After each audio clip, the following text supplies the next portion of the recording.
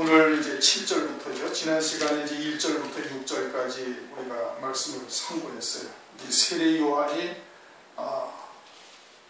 실족을 했죠. 예수님을 갖다가 당신께서 그리스도다, 하나님의 어린 양이다, 하나님의 음성까지 듣고 성령이 비둘기처럼 내리는 장면을 목도한 세례 요한도 실족을 하는 거예요. 이렇게 마지막 때에도 우리가 하나님의 말씀을 가지고 때에 따른 또 시대의 표적을 보고 때에 따른 하나님의 말씀을 먹었다 할지라도 이렇게 실족할 수도 있어요. 어떻게 하면은 율법적 시각에서 주님을 바라보게 되어집니다. 왜? 세례 요한이 율법의 마지막 선지자니까 세례 요한이 지금 주님을 어떠한 시각으로 바라봐요? 율법적 시각으로 바라보고 있는 거예요. 율법의 시각으로 바라봤을 때는 주님이 와가지고 악한 자들을 다 쳐서 진멸하고 다윗 왕처럼 그와 같은 나라를 이루어야 할 것으로 그렇게 생각을 한 거고, 모든 유대인들도 그렇게 생각을 했던 거예요. 그런데 행하는 표적을 보니까 막 눈먼 자가 소경이 눈을 뜨고 죽은 자가 살아나고 중풍병자가 낫고 막 창세에 없던 이적이 벌어지기는 하는데, 그리스도는 분명한데 자기들이 생각하는 그리스도가 아니었던 거죠. 자기들이 바라던 그리스도가 아니었던 거예요. 자기들이 바라던 그리스도는 다윗 왕처럼 이 땅에 옛 이스라엘의 영화를 다시 회복시키는 그와 같은 영광의 왕, 그와 같은 권능의 왕을 지금 소망하고 있었던 거거든요. 그런데 그것이 아니었단 말이에요. 그래가지고 어떻게? 실족하는 거예요. 그래가지고 주님이 하나님의 나라에 대해서 지금 설명을 쫙 해주고 있는 겁니다. 소경이 오며 안전뱅이가 일어나고 죽은 자가 살아나고. 이게 뭘 말하는 거예요? 천국을 말하는 거예요. 천국을 지금 바라보게 하는 거거든요. 천국을 지금 설명을 해주고 있는데 지금 전혀 그것을 깨닫지를 못하고 있는 거예요. 그러면은 마지막 때에도 주님이 재림을 하시거든요. 이제 성경에 약속된 말씀이니까 주님이 반드시 다시 오시리라. 너희가 본 그대로 다시 오시리라. 그래서 주님이 다시 오신단 말이에요. 주님이 다시 오실 때에도 또 이처럼 실족을 하는 거예요. 어떠한 시각을 가지고 있으면 이렇게 율법적 시각에서 주님을 소망하고 있습니다. 그럼 율법적 시각에서 주님을 소망하는 게 뭐냐? 그것은 예수 믿고 잘되고 예수 믿고 복받고 과연 그 구약의 목의 개념에서 벗어나지를 못하고 있는 거예요. 또는 하나님의 말씀이 바리새인들처럼 그저 생활 교훈으로 예수 믿고 착하게 사는 것이고 예수 믿고 부모에게 기도하고 나라에 충성하고 그러다 보면 예수 믿고 세상에서 복받고 세상에서 잘된다. 생활 교훈으로 알고 있는 거예요. 그것은 밖에 나가도 얼마든지 듣습니다. 그것은 굳이 하나님이 성경으로 말씀하지 않으셔도 세상에 나가도 무지하게 많아요. 그런 말하는 것은 상강오륜도 있고 소크라테스도 있고 니체도 있고 에미메이도 있고 키에르게고르도 있고 온갖 세상의 현자들이 다 그런 말들 다 하는 겁니다. 공자도 있고 맹자도 있고 그 얘기는 굳이 성경이 아니어도 얼마든지 듣는 거예요. 근데 교회에서 하는 말들이 오늘날 다 그런 말이에요. 세상의 윤리도덕, 철학 또는 생활교훈, 착하게 살아라, 죄짓지 말아라, 이런 것은 생명과 관계가 없는 말씀들이거든요. 그것은 성경에서 말씀하시는 것이 아니에요. 그러다 보니까 재림하신 예수를 어떻게 소망을 해? 예수가 환난 같은 거는 교회는 그건 상관이 없다. 성경은 환난이 다 끝난 다음에 예수님이 재림하신다고 말씀하는데, 그런데 오늘 어떻게 알아요? 환난은 교회와 상관이 없다는 거예요. 교회는 다 환난 전에 다 휴거되고 들이 올라가고 뿅뿅뿅도 다 흘러가고 세상이 심판받는다. 성경은 모세가 출애굽한 다음에 이스라엘 백성들에게만 주신 거예요. 광야에서 출애굽한 6월절 양으로 출애굽한 이스라엘 백성, 오늘날로 말하면 하나님께서 세상 가운데 택하여 부르셔서 교회로 하나님의 자녀로 그리스도인으로 삼은 자들에게만 주신 거예요. 그러니까 환난은 교회에 해당되는 것이지 세상은 멸망당하고 교회는 구원받는다는 것이 절대 아니다. 그런데 예수 믿고 복받고 예수 믿고 잘되고 들어가도 복을 받고 나가도 복을 받고 떡반죽그릇도 복을 받고 문지방도 복을 받고 문틀도 복을 받고 맨날 이런 것만 듣고 앉았다 보니까 그러한 사상으로 잘못 오해하고 있는 거예요. 그래가지고 어거지로 하나님의 말씀을 해석을 해. 그냥 자연스럽게 읽어도 충분히 이해할 수 있는 내용들을 갖다가 억지로 해석을 해서 환난 전에 주님이 공중재림을 하시고 교회는 다 휴거돼서 들리 올라가고 세상은 심판받고 예수 믿는 자들도 덜 떨어진 사람들만 환난 가운데 이삭 죽게 하듯이 성경에 어디 그런 말씀이 있습니다. 환난 전에 주님이 공중재림하신다는 말씀이 성경에 도대체 도대체 어디에 있어요? 아무 데도 없어요. 그런 얘기를 아무 성경에 아무리 읽어봐도 그런 내용은 전혀 있지도 않아요. 또는 환란이 없다는 얘기죠. 천년왕국을 하면 곧장 들어간다는 얘기. 와, 천년왕국이 없고 그냥 무천년주의, 그냥 예수님이 오늘 밤에도 오실 수도 있고 내일도 오실 수 있고 오시면은 세상은 다 끝나버리고 그냥 하나님 나라로 다 들어가 버린대. 천년이라는 단어가 요한계시록 20장에 보면 6번이나 등장을 해요. 그리고 이사야서에도 새하늘 새 땅을 말씀하고 있어요. 베드로후서에도 새하늘 새 땅을 또 말씀하고 있어요. 그러니까 천년왕국이라는 표현은 없지만 그리스도께서 만왕의 왕으로 이 땅에 재림하셔가지고 1000년 동안 신이 이 세상에서 다스리신다는 내용이 성경에 여러 군데 나와 있는 거예요. 근데 그것을 싹 무시를 해버리고 그냥 천년왕국이고 뭐고 없고 환란이고 뭐고 없고 그냥 주님께서 재림하시면 딱 가는. 이게 다 어디에서 나온 거예요? 율법적 시각에서 지금 재림하실 주님을 바라보는 거예요. 그러면 세례 요한처럼 율법적 시각에서 초림하실 주님을 바라보니 행하는 이적은 이 그리스도 같은데, 그런데 자기들이 바라는 예수는 아니에요. 자기들이 바라던 그리스도가 아니에요. 그래가지고 어떻게 영접지 아니에요. 그래가지고 멸망합니다. 그러면 재림 때도 어때? 재림 때도 똑같은 일들이 다시 벌어질 것이다. 실족하는 자들이 있을 것을 말씀을 하고 있는 겁니다.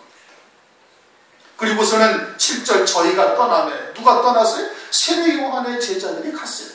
세례 요한의 제자들이 가니까 주님께서, 예수께서 우리에게 요한에 대하여 말씀하시죠. 이제 세례 요한에 대해서 15절까지 쭉 말씀을 한 겁니다. 세례 요한에 대해서 너희가 무엇을 보려고 광야에 나갔더냐? 바람에 흔들리는 갈대냐? 세례 요한은요, 그 잉태할 때부터 온 유대 땅에 소문이 다 퍼졌어요. 누가복음 1장을 보면 자세하게 설명을 하고 있습니다. 그 아버지가 대제사장 사가랴예요. 대제사장의 가문에서 태어났어요. 아론의 자손. 대제사장이 1년에 한 번 지성소에 딱 들어가는데, 법궤가 있는 지성소에, 휘장이 가려져 있는 지성소에 1년에 딱 한 번 향로를 들고, 금향로를 들고 들어가는데, 거기에 들어갔다가 천사를 딱 만난 거예요. 그리고 천사가 이 사가랴에게, 야 사가랴야, 이제 네가 소망하던 아들을 내가 하나님께서 너한테 주실 것인데 그 아이는 모태로부터 성령의 충만함을 받고 그리고 주의 길을 앞서 예비하는 자가 될 것이다. 많은 사람을 그 아비에게로 마음을 돌이키고 또 아비를 그 자식들에게로 마음을 돌이키는 그러한 사역을 할 것이다. 엘리야의 영과 능력으로 주의 길을 앞서 예비하는 자가 될 것이다 라고 얘기를 하니까 이 사가랴가 내가 나이가 지금 몇 살인데 내 아내도 이미 뭐 경수가 끊어졌고 지금 늙어가지고 아이를 생산할 수 없는데 어떻게 아이를 낳겠어요? 하고 잘못 하나님의 말씀을 천사가 증거하는, 가브리엘이 증거하는 말씀을 믿지 않은 거예요. 그러니까 가브리엘이 뭐라고 그래? 네가 이 일이 성취될 때까지 네가 벙어리가 될 것이다. 그래가지고 입이 딱 맞춰나가면은 그 대제사장이 지성소에서 나오면서 벙어리가 딱 돼버렸어요. 그런데 엘리사벳이 아내가 아이를 잉태한 거예요. 그 아이를 잉태해가지고 아이를 낳을 때쯤 돼가지고 아이의 이름을 뭐라고 지을 것이 아니라 이제 서판을 달라, 말을 못하니까 서판을 달라 해가지고 서판에다 이름을 딱 썼는데 그 이름을 요한이라 써요. 천사가 그 이름을 요한이라고 가르쳐줬거든요. 요한이라고 쓰니까 사람들이 깜짝 놀라는 거예요. 왜? 엘리사벳도 그 이름을 요한이라고 지었거든. 그리고는 그 네 조상들에게 이러한 이름을 가진 자가 없었다. 그래도 요한이라 해요. 그 요한이라 이름을 딱 짓고 나니까 입이 딱 열려가지고 하나님을 찬송을 하는 겁니다. 하나님을 찬송을 하는데 누가복음 1장 65절 그 근처에 사는 자가 다 두려워하고 이 모든 말이 온 유대 산중에 두루 퍼지네. 유대인들이 다 알아요? 몰라요? 알아요. 세례 요한이 대제사장의 아들로서 잉태할 수 없는 잉태하고 이것이 하나님께서 천사로 가브리엘로 말미암아 하나님께서 주의 길을 앞서 예비하는 쪽으로서 이 땅에 보내셨다는 것을 온 유대 산중에 다 퍼졌다는 거예요. 그러면 온 유대인들이 세례 요한이 선지자라는 것을 압니까? 모릅니까? 다 알아요. 다 아는 세례 요한이 그리스도를 향해서 이런 하나님의 어린 양이다. 세상 죄를 지고 하는 하나님의 어린 양이다. 그리스도다. 하나님의 아들이다. 외쳤거든요. 증거했거든요. 그럼 믿어야지. 근데 안 믿어요. 왜? 자기들이 바라는 메시아가 아니니까 안 믿는 거예요. 그러면 너희들이 광야에 무엇 때문에 나갔느냐? 광야가 왜 광야에? 세례 요한이 마태복음 3장 1절을 보면 세례 요한이 광야에서 외쳐 가로되 천국이 가까웠느니라 회개하라 그렇게 외쳤거든요. 이 유대 광야에서 외친 거예요. 너희들이 그럼 그 광야에 뭘 보러 나갔느냐? 그리스도가 당신께서 그리스도라는 것을 세례 요한이 증거를 했는데 그것을 믿지 않냐고 그럼 뭘 보러 광야에 나가느냐 말이에요. 너희들이 소망하는 그리스도가 누구냐? 오늘날 가면 당신들 교회 나와서 뭐 때문에 나왔냐 이겁니다. 쉽게 설명하면 여러분들 교회 뭐 때문에 나왔어요? 예수님이 너희들 교회 뭐 때문에 나왔느냐? 바람에 흔들리는 갈대냐? 갈대라는 것이 헬라어로 붓이라는 단어입니다. 붓이라는 것은 사상 또는 어떤 이성적인 문화 이런 것을 말하는 거거든요. 뭘 모르고 너 교회 나왔냐? 그럼 여러분들 교회 뭐 때문에 나왔어요? 바람에 흔들리는 갈대냐? 이 시류에 흔들리는 시류가 이쪽으로 쫙 흘러가면은 세상의 진리는 그쪽으로 다 돌아가는 겁니다. 시류가 또 이쪽으로 바람에 확 불면 갈대가 휙 넘어가듯이 세상의 모든 진리와 모든 논리와 이치는 다 그쪽으로 또 휘어져 가요. 하나님의 나라의 진리는 영원히 불변하는 것이죠. 근데 세상의 진리는 세상의 이치, 세상의 논리, 세상의 윤리, 세상의 도덕, 세상의 철학은 바람이 부는 대로 이렇게 움직였다 저렇게 움직였다 그러는 거예요. 여러분들 교회 뭐 때문에 나왔어요? 세상의 철학, 윤리, 도덕, 행복하게 또는 또 착하게 살고 법을 준수하면서 부모에게 효도하고 나라에 충성하고 그거 들으려고 교회 나오셨습니까? 그거는 여기서 하실 말씀이 아니에요. 그거를 위해서 예수님이 십자가에 피 흘려 죽으셨나요? 아니거든요. 그것은 세상에 나가서 들어도 얼마든지 들을 수 있는 겁니다. 오히려 세상이 더 빨라요. 왜? 직결된 문제들을 얘기하니까 세상에서 말하는 사람들의 말이 훨씬 더 호소력이 있고 훨씬 더 듣기가 좋고 쉽고 간단하고 현실적이고 세상의 철학이 세상의 윤리나 도덕이 또는 세상에서 가르치는 지식이나 지혜가 우리들이 살아가는 데는 훨씬 나은 겁니다. 교회는 그것을 말하는 것이 아니거든요. 그 다음에 또 뭐라고 그러세요? 너희가 무엇을 보려고 나왔더냐? 부드러운 옷을 입은 사람이냐? 부드러운 옷 입은 자는 왕궁이냐? 세상의 부귀영화, 세상의 권세를 찾으려고 여러분 교회에 나왔습니까? 그렇게 지금 말씀하시는 거예요. 그것은 세상의 왕들이 주는 거예요. 그러니까 거기에 빌붙어서 거기에 아첨하고 거기에 빌붙어서 쫓아다니면 콩가루로 떨어질 수도 있는 것이죠. 교회는 그것을 위해서 존재하는 것이 아니다. 그리스도께서 그것을 위해서 십자가를 위해서 피 흘려 죽으신 것이 아니에요. 하나님의 육신을 입고 이 땅에 오셔가지고 여기서 세상에서 잘하고 세상에서 복받고 세상에서 출세하는 그와 같은 것을 위해서 예수님이 십자가에 흘린 것이 피 흘리신 것이 아니다 이겁니다. 그런 것이 아니에요. 그리스도가 누군지를 세례 요한이 증거했으면 그 그리스도를 믿음으로 받아들이고 왜? 온 유대 땅이 다 알고 있었거든요. 세례 요한 대제사장인 사가랴의 아들로 태어난 세례 요한은 이건 하나님이 보내신 선지자라는 것을 온 유대 땅이 다 아는 거예요. 그리고는 세례 요한이 딱 사역을 하면서 예수님은 하나님의 아들이시요 하나님의 어린 양이요 세상 죄를 지고 하나님의 어린 양이요 그리스도다 이게 하나님의 아들이시라는 것을 증거했어요. 그럼 어떻게 돼? 믿어야지. 그래서 그리스도가 하나님의 말씀을 증거하는데 소경이 눈을 뜨고 벙어리가 말을 하고 귀신이 쫓겨나가고 죽은 자가 살아나고 그러한 하나님의 나라 온전한 하나님의 나라를 설명하고 있는데 전혀 안 듣는 거예요. 자기들이 바라는 메시아가 아니기 때문에 안 듣는 거예요. 오늘날 교회도 마찬가지인 겁니다. 교회 뭐 때문에 나와요? 세상에서 훌륭한 현자들이 이야기하는 말씀이나 하나님의 말씀이나 비슷하니까 그런 얘기 들으러 나오니까 그런 얘기는 세상에서 듣는 게 훨씬 낫습니다. 부자 되는 길, 세상에서 출세하는 길, 세상에서 행복하게 잘 사는 길을 배우려고 교회 나옵니까? 그것도 밖에서 듣는 게 훨씬 빨라요. 세상에 지혜로운 사람들이 그런 것은 훨씬 더 이성적으로 또는 잘 알아듣게 이야기를 하고 있는 겁니다. 9절 그러면 너희가 어찌하여 남았더냐? 선지자를 보려느냐? 옳다. 내가 너희에게는 선지자보다 나은 자니라. 세례 요한이 선지자보다 나은 자니라. 왜 나아요? 이제 10절 보면 기록된 바 내거라. 내가 내 사자를 네 앞에 보내노니 저가 내 길을 내 앞에 예비하리라. 이 말씀은 말라기 3장 1절 말씀입니다. 성경을 한번 찾아볼까요? 마태복음 앞에 보면은 말라기가 나오죠. 말라기 3장 1절.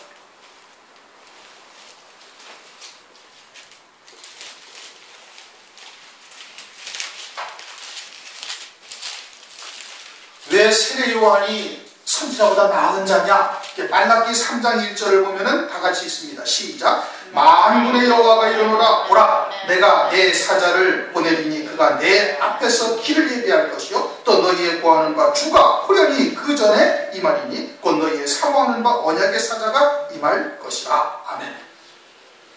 주님이 오실 것을 말씀하고 있어요. 주님이 성전에 호련히 나타나신다 이겁니다. 그리고는 그 앞에 어떻게 한다? 하나님의 사자를 먼저 보내시겠다 이거예요. 그래갖고 주님이 오시는, 그리스도가 오시는 길을 앞서 예비하는 자가 있을 것이다 이겁니다. 그게 누구라는 거예요? 그게 세례 요한인 거예요. 그래서 세례 요한이 하나님의 어린 양이라고 선포를, 증거를 하게 되어진 겁니다. 세례 요한에 대해서 말라기 3장 1절에 예언한 거예요. 이사야도 성경에 예언된 자가 아닙니다. 예레미야도 성경에 예언되어 있지 않았어요. 다윗도 성경에 예언되어 있는 사람이 아니에요. 아브라함도 성경에 예언되어 있지 않았어요. 세례 요한만 성경에 다 예언되어 있어요. 그리고 모든 선지자가 어떠다? 낫다 이거예요. 왜? 성경에 예언된 선지자예요. 누가? 세례 요한이에요. 그리고 모든 선지자보다 나은 자다라고 지금 설명을 하고 있는 거예요. 더해서 그리스도를 눈으로 목도하고 증거한 자예요. 모든 선지자들은 그저 하나님으로부터, 천사로부터 하나님의 음성을 듣고 그리고 말로만 증거한 거예요. 메시아가 오실 것을 증거한 겁니다. 그런데 세례 요한은 어떻게 해서 눈으로 본 거예요. 눈으로 보고 그리스도이심을 자기 입으로 증거한 선지자니까 모든 선지자보다 나은 자다라고 말씀한 거예요. 성경에 어떠한 선지자도 예언된 자가 없습니다. 그리스도만 예언이 되어져 있어요. 하나님의 뜻을 이루어 가시는 방편으로서 예언된 선지자는 세례 요한 유일한 자예요. 그래가지고 이 선지자가 모든 선지자보다 나은 자다 이겁니다. 그리고서 그가 주의 길을 예비하는 자라고 이렇게 지금 말씀을 하고 있는 거예요. 그래서 그가 더 나은 선지자인 거예요. 그것이 이 사람에 대해서 말씀 맞습니다. 11절 내가 진실로 너희에게 말하노니 여자가 낳은 자 중에 세례 요한보다 큰 이가 일어남이 없도다. 그래서 세례 요한이 어떻다는 건 제일 큰 자라는 거예요. 왜? 성경에 예언된 자요, 그리스도를 눈으로 목도하고 증거한 자가 되어지기 때문에 어떤 선지자보다 큰 자다 이겁니다. 그 영적으로 큰 자라는 거예요. 여자라고 나온 것이, 여자라는 것이 그냥 보니까 지금 이 큰 자라는 것이 세례 요한이 큰이라는 얘기죠. 그것이 몸집이 크다는 얘기예요? 아니에요. 영적으로 큰 자라는 얘기예요. 그러면 여자도 일반적인 여자를 말하는 것이 아니고 이 여자도 뭐예요? 이것도 영적인 의미를 담고 있는 것이죠. 갈라디아서 4장 4절을 보면은 때가 참에 하나님이 그 아들을 보내사 여자에게서 나게 하시고 율법 아래 나게 하신 것은 그렇게 말씀하셨어요. 주님에 대해서 말씀하신 건데 여자에게서 나게 하시고 또 율법 아래서 나게 하셨다. 그렇게 여자가 곧 뭐라는 거예요? 율법을 말하는 거예요. 율법 아래에서 나온 자 중에 가장 큰 자가 누구예요? 세례 요한이에요. 여자, 즉 율법 아래에서 나온 자 중에 세례 요한보다 큰 이가 없다니까 세례 요한이 가장 크죠. 왜 커요? 성경에 예언된 자이기 때문에 그런 거예요. 또 하나는 그리스도를 눈으로 목도하고 친히 그리스도를 증거한 자이기 때문에 가장 큰 자다 이겁니다. 그러나 잘 들으셔야 돼요. 이전까지 아브라함도 있었고 다윗도 있었고 모세도 있었고 이사야도 있었고 예레미야도 있었고 많은 선지자들이 있었어요. 그렇죠? 사사들도 많이 있어요. 사무엘 같은 대선자도 있어요. 욥과 같은 엄청난 아주 지혜로운 자도 있었어요. 그런데 그들 중에 누가 제일 크다는 거예요? 세례 요한이 제일 크다는 거예요. 세례 요한이 제일 큰 거예요. 왜? 초림하신 그리스도를 보았기 때문에 제일 큰 거예요. 제일 큰 자가 된 거예요. 그러나 그 다음에 뭐라고 했어요? 다 같이 읽습니다. 시작. 천국에서는 극히 작은 자라도 저보다 크니라. 이거 참 이제 기가 막힌 말씀이에요. 이제까지 구약의 아담으로부터 쭉 이제 예수님이 오실 때까지 많은 선지자들도 있고 사사들도 있었고 수많은 지혜로운 사람들도 있었는데 그 중에 누가 제일 크다? 세례 요한이 제일 크다는 거예요. 왜? 그리스도를 봤기 때문에. 그런데 이제는 예수 그리스도 이후에 천국에서는 극히 작은 자라도 세례 요한보다 또 다 크다는 거예요. 이거 참 기가 막힌 말씀이잖아요. 그럼 우리가 지금 이 은혜를 제대로 체험한다면 세례 요한보다 더 큰 위치에 이를 수 있다는 얘기입니다. 그렇죠? 그래서 그 다음에 천국은 침노하는 자에게 빼앗긴다는 거예요. 그렇게 세대 요한마다 더 클 수 있는 길을 지금 우리에게 주님께서 알려주시는 거예요. 천국에서는 극히 작은 자라도 저보다 크리라. 그 천국이라는 것이 뭘 말하는가? 예수 그리스도 이후에 예수 그리스도 믿는 자에게 성령을 부어주셔서 하나님의 나라가 우리의 심령 속에 이루어집니다. 그렇죠? 이루어져요. 하나님의 나라가 이루어져요. 하나님의 나라가 이루어진 우리들은 지금 하나님 나라가 보이고 거듭난 자가 되니까 거듭나지 아니하면 하나님 나라를 볼 수 없느니라. 거듭나면 뭐가 보여? 하나님 나라가 보이는 거예요. 그래가지고 하나님 나라에서 보니까 태초부터 계신 하나님의 말씀과 함께 우리가 그때로부터 존재하고 그 영원한 생명을 우리를 위해서 하늘나라의 영광을 예비해 놓으시고 그것을 이루시기 위해서 우리를 갖다 이 땅에 육신을 입혀 보냈다는 것이 이제 말씀을 통해서 점진적으로 깨달아가는 거예요. 거듭나게 되어지니까. 하나님 나라가 보이니까 이 세상보다 먼저 있던 하나님의 나라, 영원한 하나님의 나라에서 하나님이 계시면서 무엇 때문에 이 천지와 만물을 지으셨고 우리를 갖다가 육신을 입혀 이 땅에 보내시고 성자 하나님께서 이 땅에 오셔가지고 왜 피 흘려 죽으시고 그리고 우리를 갖다가 불러서 예수의 구원을 믿게 하시면서 이렇게 이끌어가시는 그 구원의 세계가 보이기 시작을 하는 거예요. 그걸 보이다 보니까 천국은 극히 값진 진주를 찾는 장사와 같은 거예요. 진주 장사와 같다? 마태복음 13장을 가면 이제 천국에 대해서 비유를 말씀하시잖아요. 천국이 뭐냐? 밭에 감추인 보화다. 그래가지고 그 보화를 찾고 나가서는 모든 것을 팔아서 그 밭에 감추인 보화를 산다는 거예요. 그게 뭐예요? 육체, 땅, 흙 속에 감추어져 있는 영원한 생명을 찾는 거예요. 이게 육신의 인격체가 이게 내가 아니로구나. 김종천이라는 것이 이게 내가 아니라 나에게 영원한 생명이 있다는 것을 발견하고서 모든 것을 다 봐서 그 밭을 사버려요. 그게 뭐예요? 하나님 나라가 이루어지는 거듭난 자가 되는 거예요. 그 다음에 천국은 진주장사와 같다. 그래가지고 진주장사가 돼서 뭐가 더 좋은 진주인지 막 찾아다니다 보니까 극히 값진 진주 하나가 다 있다는 게 하늘나라에. 밭에 있는 감추인 보화를 찾고 난 다음에야 그 진주가 보이는 거예요. 하나님의 나라가 우리의 심령 속에 이루어지자 하늘나라에서 가장 큰 영광이 무엇인지를 연단을 통해서 광야 40년 길을 걷게 하시면서 가시밭길, 고난의 길을 걷다 막 다니다 보니까 하나님께서 그것을 발견하게 하시는 거예요. 그래가지고 그 극히 값진 진주를 만나니까 모든 소유를 다 판다 이거예요.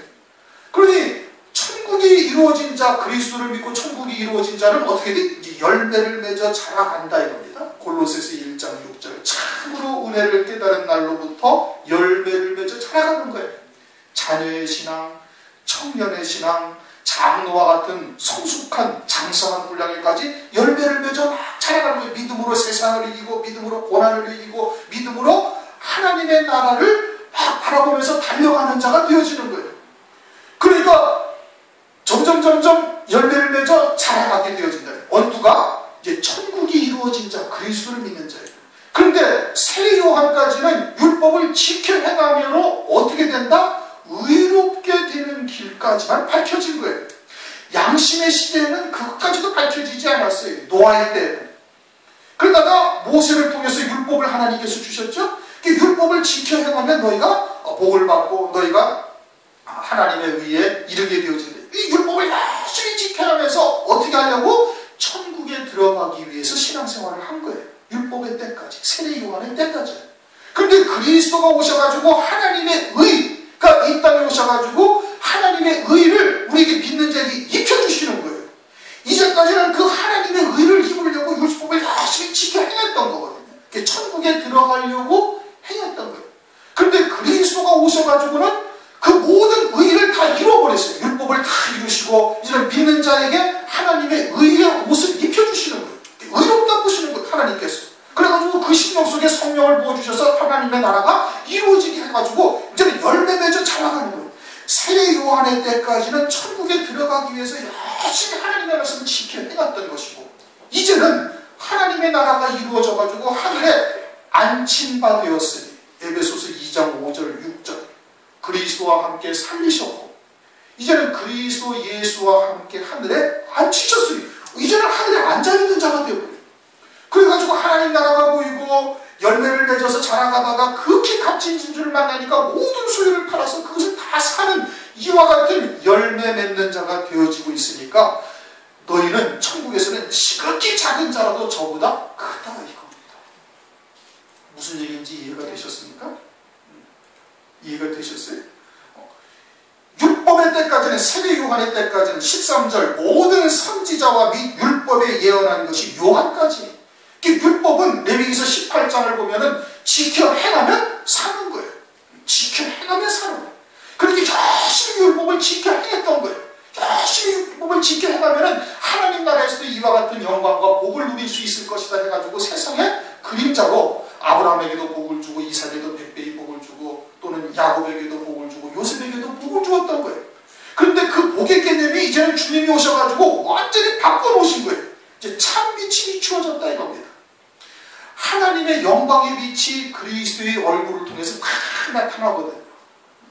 그러니까 이제는 영원한 영광, 영원한 빛을 바라보게 되어졌으면 이제는 모세의 얼굴 거풀에서 나는 그 빛을 보지 말아야 되는 거예요. 구약적, 율법적 복은 이제는 벗어나야 되는 거예요. 그런데 여전히 그것을 바라보고 있으니까 고린도후서 3장에 뭐라고 그래?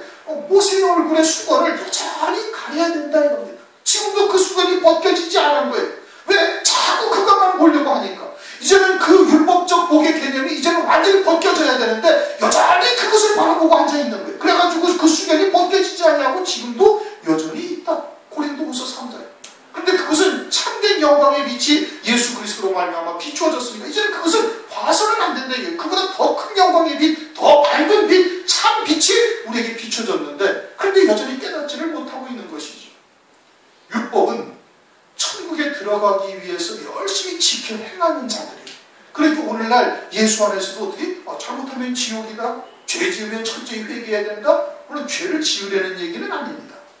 그러나 그렇게 율법으로 돌아가서 그러한 신앙생활을 하는 사람들이 오늘도 대부분이거든요. 그러니 여자가 나온 자 중에 세례 요한보다 큰 이가 없다. 왜? 그리스도를 봤으니까. 그런데 오늘날 우리들은 이제 그리스도를 믿고 하나님의 나라가 우리 자리에, 우리 신영 속에 이루어졌어요. 그래가지고는 열매를 맺어 자라가니 그리스도를 본 자보다도 더 큰 자가 되는 거예요. 지극히 작은 자라도, 천국에서는 극히 작은 자라도 세례 요한보다 크다. 극히 작은 자가 누구예요 그러면은? 깔난쟁이를 말하는 겁니까? 아니죠, 그렇죠? 영적으로 작은 자를 말하는 거예요. 마태복음 25장을 가면은 왕이 양은 오른편에 염소는 왼편에 나눕니다. 그렇죠? 의인이다. 이게 양은 의인이고 염소는 의인 중 악인인 거예요. 하나님의 심판대 앞에 섰으니까 의인은 의인인데 의인 중 악인인 거예요. 그래가지고 이것은 하나님의 뜻을 제대로 깨닫지 못했으니까 이게 영벌에 처해질 자이고 오른쪽 편에 있는 의인들 양떼는 창세로부터 예비된 그 나라를 상속하라. 그러면서 마태복음 25장 40절을 한번 보시겠습니다. 마태복음 25장 40절.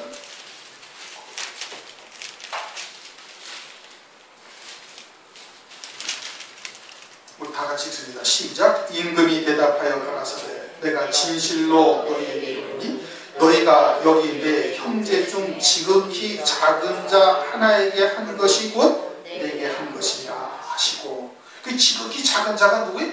감옥에 있는 자, 병든 자, 또는 나와 있었죠. 여기 이제 20절, 30절, 35절. 내가 줄일 때 너희가 먹을 것을 주었고 목마를 때 마시게 하였고 나그네 되었을 때 영접하였고 벗었을 때 옷을 입혔고 병들었을 때도 가보고 옥에 갇혔을 때 와서 보았느니라.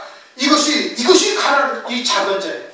줄인 자, 목마른 자, 병들은 자, 또는 옥에 갇힌 자, 이들이 작은 자다 이겁니다. 그럼 실제 병든 자, 또는 옥에 갇힌 자, 실제 줄인 자, 목마른 자를 말하는 거예요? 아니, 영적으로 목이 마른 자, 영적으로 옥에 갇힌 자, 영적으로 줄인 자, 영적으로 병든 자들을 돌보아줄 때, 돌보아줬을 때 그것이 내게 한 것이다 하고 그것을 의인이라고 얘기를 하고 있는 겁니다. 그러니까 그 작은 자라는 것은 뭘 말하는 거예요? 영적으로 병든 자, 영적으로 침체된 자, 영적으로 가난한 자, 영적으로 옥에 갇힌 자, 영적으로 목이 마른 자, 영적으로 굶은 자, 이런 자들이 작은 자들이에요. 그래서 이 소자 하나에게 냉수 한 그릇 준 것까지도 하나님께서는 그 상을 결코 잊지 아니하신다. 그와 같이 작은 자에게 하나님의 복음이 증거되어지는 거예요. 심령이 가난한 자가 복이 있나니 천국이 저희 것이요.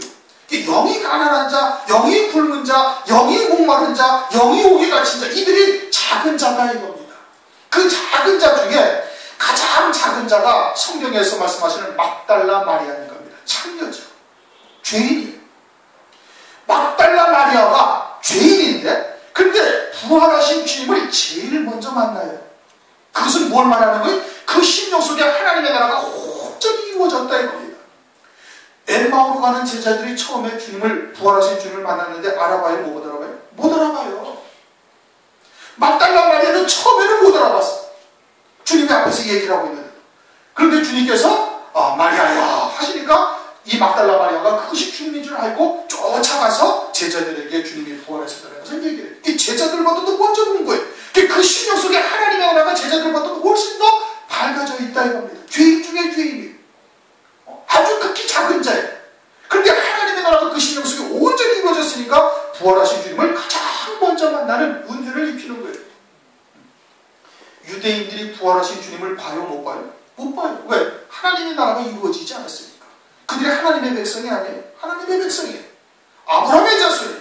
모세를 쫓아 율법을 철저히 지키는 자예요. 하나님의 명한 계명대로 번제와 속죄제와 예수와 화목제와 기타 등등 제사를 철저히 지키는 거예요. 월상이 되면 월초가 되면 하나님 앞에 전 제사를 드리고, 그리고는 매 절기 때마다 하나님 앞에 가서 모이고 철저히 율법을 지키는 사람들이에요. 하나님의 백성이거든요. 근데 부활하신 주님을 만나요? 못 만나요? 못 만나요. 왜? 하나님의 나라가 그 심령 속에 이루어지지 않았기 때문에. 그런데 막달라 마리아가 하나님의 나라가 이루어져서 부활하신 주님을 가장 먼저 만나는 은혜를 입는 겁니다. 극히 작은 자였지만은 가장 큰 자로 성장되어진 거예요. 그래가지고 13절, 12절 다 같이 있습니다. 시작. 세례 요한의 때부터 지금까지 천국은 침노를 당하나니 침노하는 자는 빼앗느니라. 무슨 폭력을 행사해서 천국을 빼앗는다는 뜻이 아니고, 하나님의 나라에 대한 아주 강렬한 소망과 그 믿음이 있는 자에게 천국은 빼앗긴다는 거예요. 그냥 빼앗겨버려요. 그들에게 빼앗긴다는 거예요. 고린도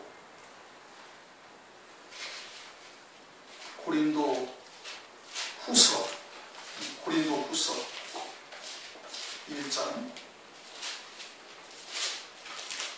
1장 20절.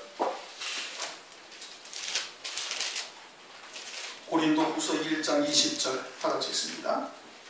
고린도후서 1장 20절 시작. 하나님의 약속은 얼마든지 그리스도 안에서 예가 되니 그런즉 그로 말미암아 우리가 아멘 하여 하나님께 영광을 돌리게 되느니라. 아멘. 성경에 하나님의 약속이 많이 있어요. 그렇죠? 근데 그 모든 약속은 그리스도 안에서 다 예되는 거예요. 오케이 되는 거예요. 그리스도를 믿는 자가 그리스도 안에서 말씀을, 다시 말하면 하나님의 말씀과 하나가 되어져 있으면은 온전히 이루신 그리스도 안에서 모든 약속이 다 예되는 거예요. 그래서 너희들이 아멘으로 받아서 그대로 이루어짐으로 말미암아 하나님께 나중에 영광을 돌리게 된다 이겁니다. 이게 천국이 침노를 당하는 거예요. 누구에게나 가진 자나 직분이 목사나 장로만 돈 받는 것이 아니고 무슨 신학적인 박사 학위를 받아야 이러한 약속을 하늘나라에서 천국에 큰 자리 높은 자리에 가는 것이 아니고, 그것이 아니라 어느 누구에게든지 그리스도 안에서 하나님의 모든 약속은 다 예다 이거예요. 그 믿음으로 받는 자는 그 나라에 들어가는 거예요. 천국이 어떻게 되면 빼앗김을 당하는 거예요. 누구에게? 그 자에게. 예수님이 오셨을 때 당시의 유대인들이 유식한 사람이 얼마나 많아 있었습니까? 대제사장도 있었죠. 바리새인, 서기관들도 있었죠. 그 바리새인 중에 최고의 바리새인이 사도 바울이었거든요. 사울이었거든요. 가말리엘 문화에서 수학한 사울. 그게 얼마나 이 신임을 받고 있으면 예수를 믿는 자를 핍박하러 갈 대제사장의 공문을 받아갈 정도로 아주 신임을 받고 있는 자였던 거예요. 박사예요. 하나님의 말씀. 근데 그렇게 하나님의 말씀에 온갖 지혜와 지식을 가지고 있는 자들도 주님의 제자가 되지 못한 거예요. 사도 바울만 특이하게 하나님께서 택하여서 하나님의 그릇으로, 이방인에 대한 그릇으로 부르신 것이지, 베드로, 야고보, 요한은 불황무식한 사람, 일생 동안 나면서부터 갈릴리 바다에서 고기만 잡던 사람들, 나머지도 다 그런 거예요. 그런데 그들이 뭐가 됐어요? 대제사장들과 서기관들을 다 제껴놓고 주님의 제자가 된 거예요. 천국의 침노를 당한 거예요. 그들에 의해서, 막달라 마리아에 의해서 천국의 침노를 당한 거예요. 그럼 오늘날 우리들도 이제는 주님이 재림하실 것이고, 재림하실 때 첫째 부활이라는 놀라운 어마어마한 영광이죠. 그리스도와 함께 왕으로 되어지는, 그래서 1000년 동안 왕으로 다스리는 어마어마한 영광이, 그리고는 영원히 그 왕으로서 그리스도와 함께 보좌에 앉아서 다스릴 왕의 자리가 아직 남아있는 거예요. 환난을 통해서. 누구에게 그 자리가 침노를 당하는 거예요? 믿음으로 받은 자에게 그냥 빼앗기는 거예요. 밧세바가 나오죠.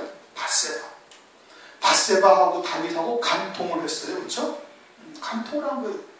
남편이 죽지도 않아 있고 뻗어지 살아있는데 다윗하고 같이 잠자를 한 거예요. 유다의 며느리 다말이 있어요. 이 유다의 며느리 다말이 자기 남편이 죽고, 자기 또 남편의 동생이 들어왔는데 또 죽고, 그러다가 셋째가 이제 클 때까지 기다리는 동안에 주질 않으니까, 그러니까 어떻게? 창녀로 변장하고 지 시아버지와 잠자리를 같이 해버렸어요. 근데 그 유다의 며느리 다말, 다윗과 간통한 밧세바가 마태복음 1장 그리스도의 족보에 올랐어요. 기가 막힌 일 아닙니까? 하나님이 오시는 길이 그렇게 지저분한 길을 갖다가 우리에게 알려주실 필요가 없거든요. 그렇게 오지 아니하셔도 얼마든지 정결한 길로 주 그리스도께서 이 땅에 오실 수가 있어요. 근데 굳이 왜 그렇게 하셨어요? 그건 믿음의 족보예요. 그 믿음의 족보로서 밧세바가 다윗의 기업에 대한, 다윗에 대한 약속한 하나님의 약속을 너무너무 소망해가서 간통하여 내가 돌에 맞아 죽을지라도 다윗의 기업을 내가 소망해서 다윗과 잠자리 하겠노라고, 그러고서 다윗에게 온 거예요. 유다의 며느리 다말, 아브라함에게 약속하셨던 하나님의 약속이 아브라함을 통해서, 이삭을 통해서, 야곱을 통해서, 그리고는 유다와 또는 그 12 아들들을 통해 가지고 다윗의 기업이, 아브라함의 기업이 이어진 것을 다말이 다 들은 거예요. 그래가지고 시아버지와 동침을 하면 어떻게 돼? 그러면 돌에 맞아 죽지요. 그걸 각오하고 그 아브라함의 기업을 간절하게 소망하니까 유다와 동침을 한 거예요. 창녀로 변장을 하고. 그래가지고 그 자손을 통해서 누가 와요? 그리스도가 온다 이겁니다. 그래가지고 그 왕의 족보에 그 이름이 기록이 돼가지고 밧세바와 다말은 영원히 하나님나라에서도 이 왕의 족보에 오르는 어마어마한 영광을 누린 거예요. 천국이 침노하는 자에게 침노를 당한 겁니다. 그래가지고 사무엘가에 뭐라고 그랬어요? 밧세바에 대해서 그 부정함을 깨끗게 하셨다니, 하나님께서. 너무 다윗의 기업에 대한 소망이 강하다니까 비록 남의 아내로서 다윗과 간통하는 그 간통죄까지도 하나님께서 정결하게 딱 해버리신 거예요. 천국은 침노를 당하나니 침노하는 자는 빼앗느냐. 혹시 빼앗을 수도 있고 그럴 수도 없다가 아니라 어떻게 된다? 반드시 빼앗는다는 거예요.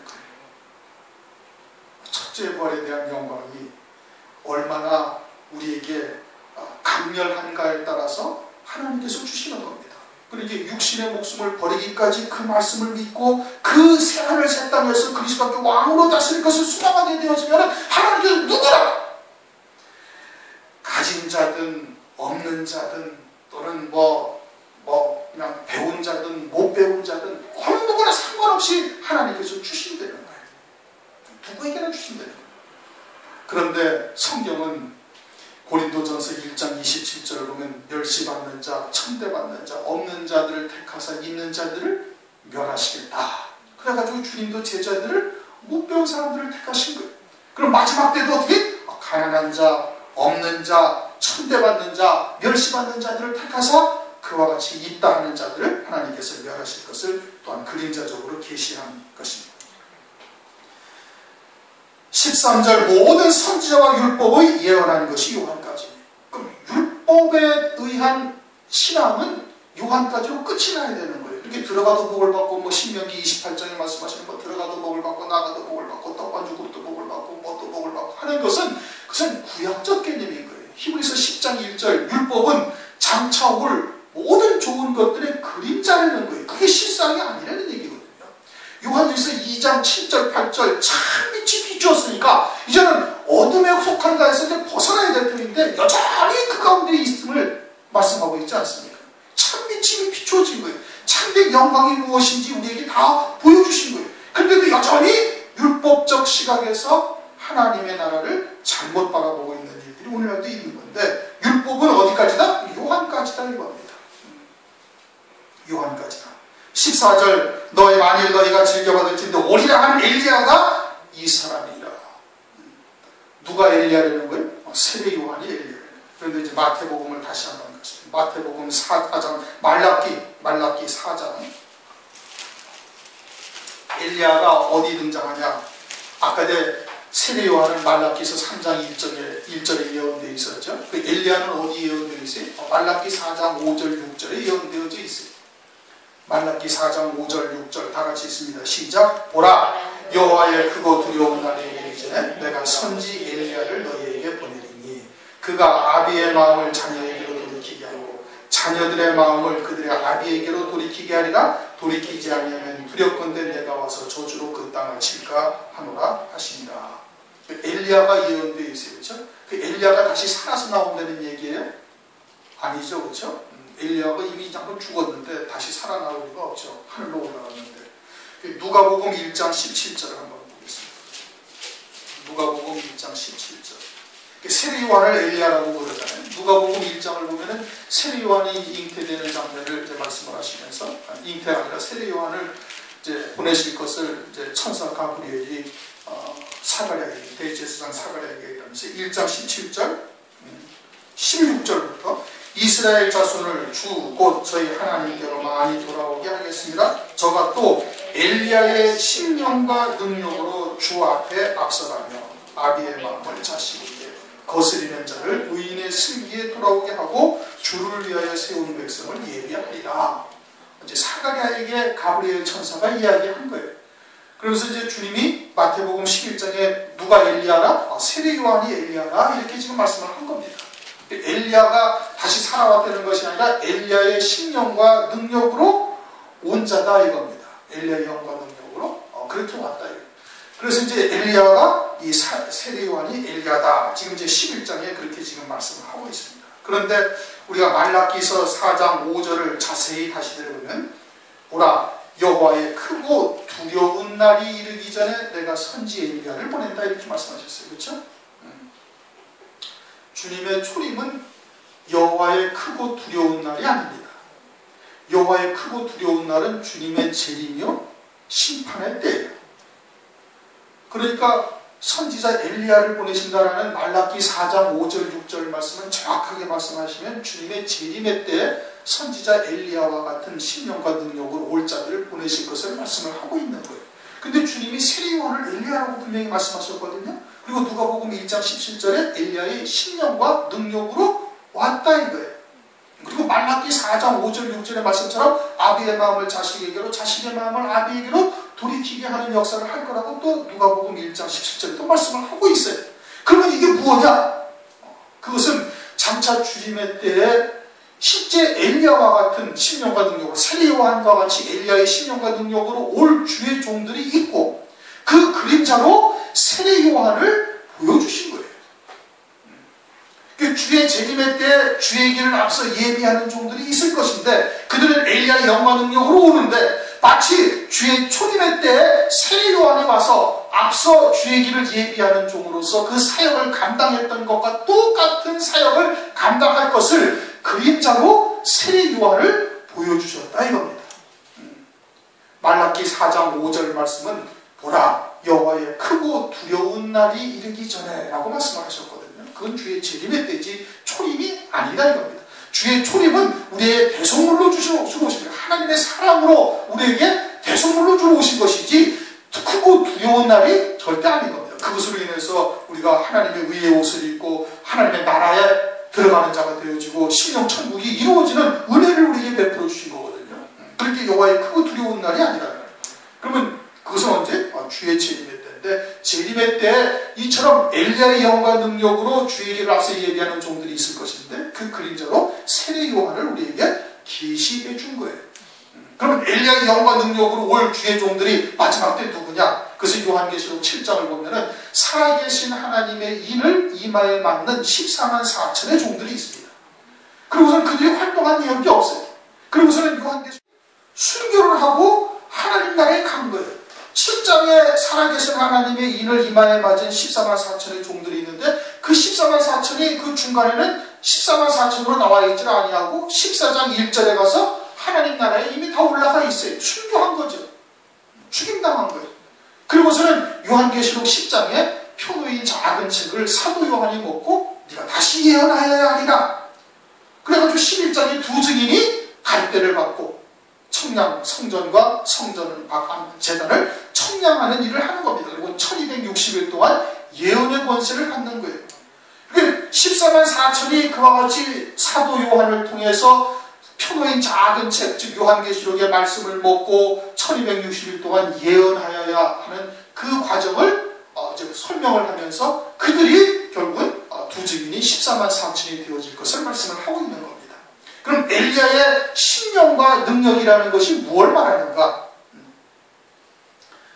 여호와의 크고 두려운 날이 이르기 전에 보내실 엘리야는 계시록 7장에 나와 있는 14만 4천의 종들이요, 계시록 11장에 나와 있는 두 증인, 두 무리의 증인들을 말하는 것이죠. 그들이 1260일 동안 예언의 권세를 가지고 예언하고 1260일, 즉 3년 반이 지나면은 순교하게 되어질 것을 계시록 11장에서 말씀을 하고 있는 겁니다. 그러면 그들이 엘리야의 신령과 엘리야의 능력으로 오는 종들이라고 말씀하고 있는데, 엘리야의 신령과 엘리야의 능력이라는 게 뭘 말하느냐? 엘리야의 신령이라는 것은 엘리야의 영을 말하는 거예요. 엘리야의 영은 하나님의 영과 하나가 되어져서 하나님의 중심으로 이스라엘 백성들을 바라봤던 거예요. 안타깝게 하나님의 백성으로서 이 땅에 보내심을 받아서 그렇게 율법을 가지고 살고 있는데 아합과 이세벨이 어떻게 했어요? 온갖 우상들을 숭배하면서 하나님을 대적하고, 그리고 하나님의 제사장들을 전부 다 바알과 아세라 목상을 섬기는 자들로 변질시켜버렸거든요. 그런 것을 아주 하나님의 마음처럼 통탄하면서 엘리야가 바라보고 있었던 거예요. 그렇죠? 엘리야의 신령, 엘리야의 영이 그러하다.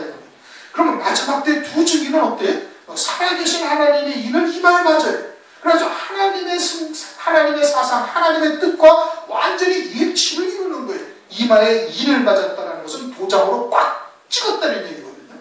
하나님이 자기하고 똑같은 생각을 가질 수 있도록 하나님의 말씀으로 이마에 인을 딱 쳤다는 얘기예요. 하나님과 같은 중심으로 사역을 하게 되어지는 것을 말하고 있는 거예요. 그게 엘리야의 영으로 오는 거예요. 그럼 엘리야의 능력은 뭐냐? 두 증인이 1260일 동안 하나님의 말씀을 증거합니다. 그렇죠? 요한계시록의 말씀을 가지고 증거하는.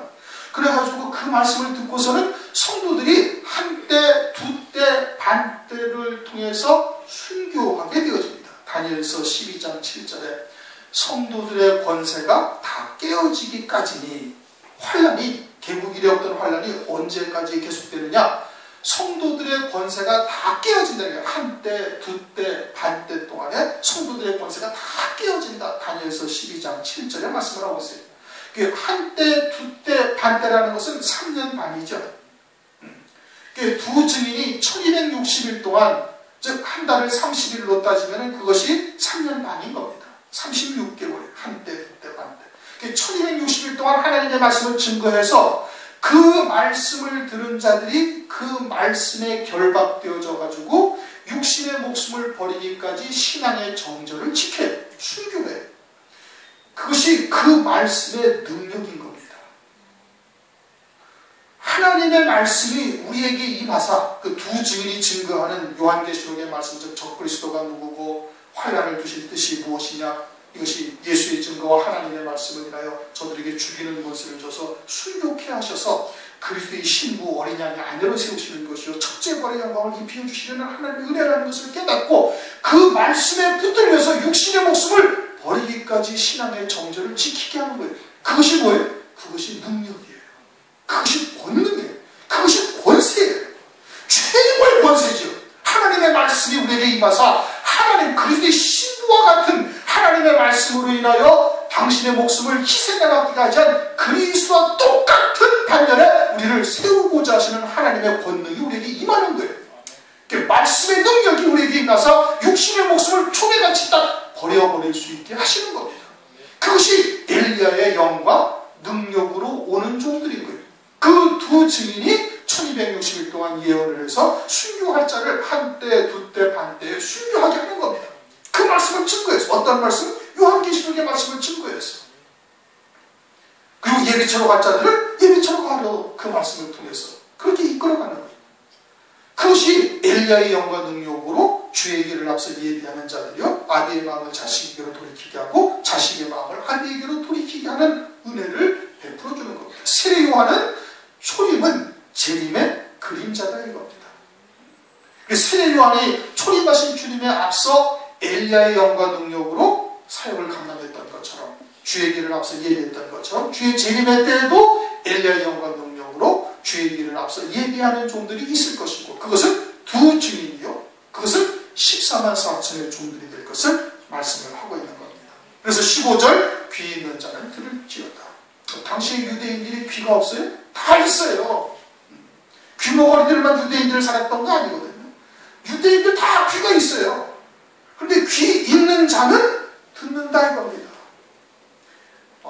듣는 귀, 보는 눈, 듣는 귀는 다 누가 지으신 것이다? 여호와 하나님이 지으신 것이다. 잠언서에 말씀하고 있잖아요. 그러니까 주님이 듣게 하셔야 들을 수가 있는 거예요. 그러니까 주님께서 듣게 하셔서 들을 귀 있는 자들은 다 듣게 하신다 이겁니다. 그래서 하나님의 뜻이 하늘에서 이룬 것처럼 땅에서도 다 이루어져서 예비된 자들이 순교자의 이름에 농명이